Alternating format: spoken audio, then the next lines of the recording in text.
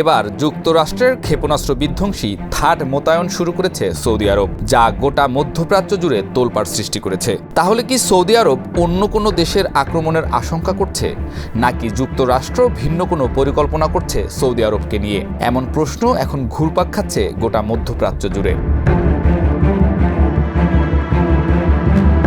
বিশ্বের শক্তিশালী ক্ষেপণাস্ত্র বিধ্বংসী ব্যবস্থাগুলোর মধ্যে একটি হলো যুক্তরাষ্ট্র নির্মিত terminal high altitude area defence বা থাড। স্বল্প, মাঝারি এবং মধ্যবর্তী পাল্লার ব্যালিস্টিক ক্ষেপণাস্ত্র আটকাতে সক্ষম এই থাড।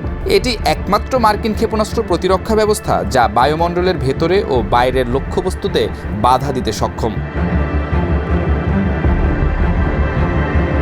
আর এই থাডের প্রথম মোতায়েন শুরু হয়েছে সৌদি আরবে। বান্ডেল থাকলে প্রতি সেনমানিতে টাকা বাঁচবে। বিকাশ সেনমানি বান্ডেল কিনে জিতুন প্রতি লেনদেনে। সৌদি প্রতিরক্ষা মন্ত্রণালয়ের বরাত দিয়ে এ তথ্য নিশ্চিত করেছে ইরানের আধা সরকারি সংবাদ সংস্থা মেহের। প্রতিবেদনে বলা হয়েছে, সৌদি আরবে পরিচালিত প্রশিক্ষণ কর্মসূচি অনুসরণ করে জেদ্দা প্রদেশের বিমান প্রতিরক্ষা বাহিনীর গবেষণা কেন্দ্র এক অনুষ্ঠানের মাধ্যমে এ প্রতিরক্ষা ব্যবস্থা মোতায়েনের উদ্বোধন করা হয়। সৌদি প্রতিরক্ষা মন্ত্রণালয় জানিয়েছে, এই পদক্ষেপের লক্ষ্য দেশের আকাশ প্রতিরক্ষা সক্ষমতা জোরদার করা এবং কৌশলগত এলাকাগুলোকে রক্ষা করা। এদিকে নিউজ উইক জানিয়েছে, ইসরায়েলি সরকারের ব্যবহার করা থাড সিস্টেমটি প্রায়শই অধিকৃত অঞ্চলের দিকে ছোড়া ইরান ও ইয়েমেনের প্রতিশোধমূলক ক্ষেপণাস্ত্র হামলা ঠেকাতে ব্যর্থ হয়েছে। ইসরায়েলকে ক্ষেপণাস্ত্র হামলা থেকে বাঁচাতে নিজেদের সাম্প্রতিক প্রচেষ্টায় যুক্তরাষ্ট্র তার বিশ্বব্যাপী থাড ক্ষেপণাস্ত্রের প্রায় 20% রিজার্ভ ব্যবহার করেছে বলেও জানায় নিউজ উইক। সৌদি আরবের আগে ইরানের পারমাণবিক কর্মসূচি নিয়ে ক্রমবর্ধমান উত্তেজনার মধ্যেই ইসরায়েলে দ্বিতীয় থাড দিয়েছিল যুক্তরাষ্ট্র।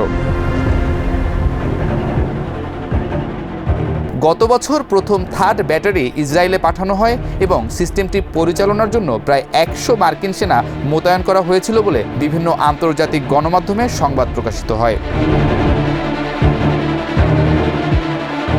থাড হলো একটি অত্যাধুনিক ক্ষেপণাস্ত্র প্রতিরক্ষা ব্যবস্থা যা স্বল্প, মাঝারি এবং মধ্যবর্তী পাল্লার ব্যালিস্টিক ক্ষেপণাস্ত্র আটকাতে সক্ষম। এটি একমাত্র মার্কিন সিস্টেম যা বায়ুমণ্ডলের ভেতরে ও বাইরের লক্ষ্যবস্তুকে বাধা দিতে সক্ষম।